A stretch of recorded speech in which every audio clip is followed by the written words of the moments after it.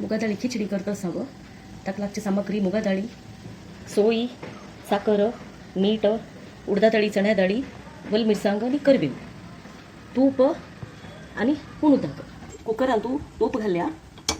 तुपान तू आता तू थोडे सासम घालता. उडदा दाळी, चण्या दाळी घालता. फंड घाल्या. तर फंड जाऊ ठीक आहे. असं मग पटपट तसं आणि तू वल मिरसांग आणि करबीव घालता. मुगा डाळी भाजून घेता. हां थोडं मीठ घाल तसं. साखर घाल तसं.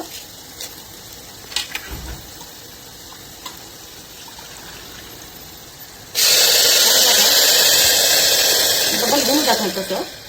चालू हात 2 विसल हाडता.